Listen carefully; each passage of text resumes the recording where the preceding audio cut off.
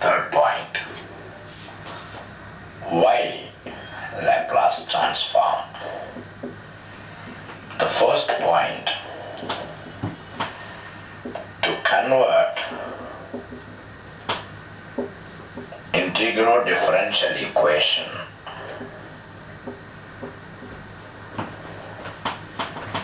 into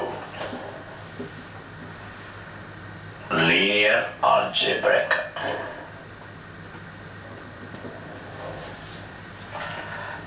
That means, for example, you have an equation like this.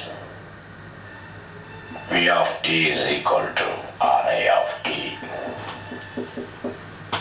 L di of t by dt, 1 over c I dt.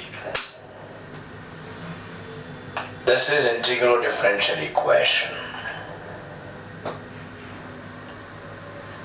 and that belongs to a system.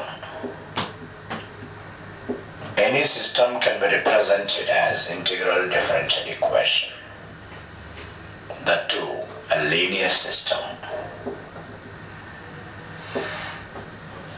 If you take Laplace transform, you get V of s, R into I of s,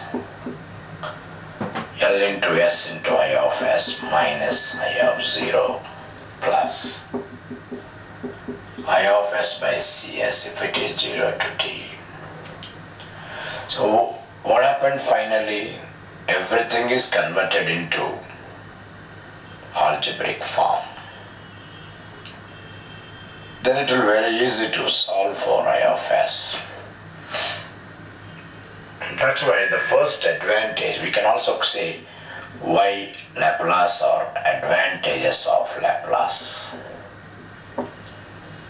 To convert integral differential equation into linear algebraic. The second advantage, another way of representing a system, y of t is equal to h of t convolved xt. If you take Laplace, you get it h of s into x of s. So convolution is converted into multiplication. Convolution is very difficult or time taking, like h of t minus tau x of tau d tau. But if you take here, it will be very easy, just multiplication. This is also one way to analyze a system. This is another. So we are replacing convolution into multiplication, integral differential into algebraic. That's the second advantage. The third advantage is you can calculate initial and final values.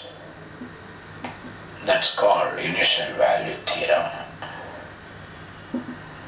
F of 0 is equal to limit s tends to infinity s into f of s. Similarly, final value also we can calculate. That's called final value theorem. F of infinity is s tends to 0 s into f of s. This is another reason and advantage of Laplace. We can do time response of systems, particularly of transient systems. Transient means transient systems. That means a system having switches we can analyze, or we can estimate how it is having time response. You can always plot and say this is t to anything. And you can also talk about stability analysis. So these are some advantages of why Laplace can be taken. if there is any limitations are of Laplace, the only one thing it cannot do is frequency response is not possible.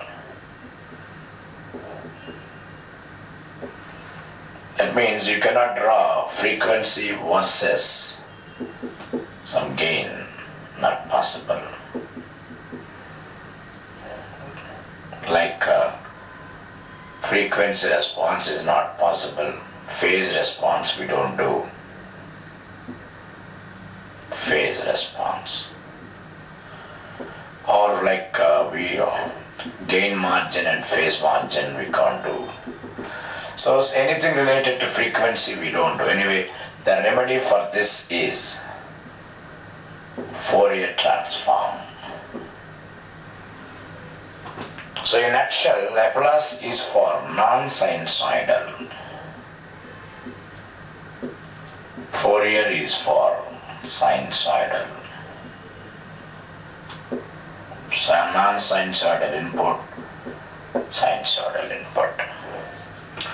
This is a third topic which completes advantages and disadvantages. We can't call disadvantages, we say better limitations. Frequency response. These are the great advantages of Laplace. And there is another advantage, very important, is certain things which are not easily analyzed by Fourier, they can be easily analyzed by Laplace. Laplace can be used even where Fourier transform difficult or fails.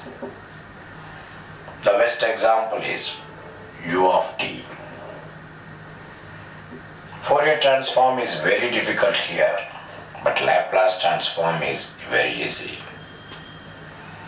So these are the 7 advantages with few limitations. That is the great thing about Laplace.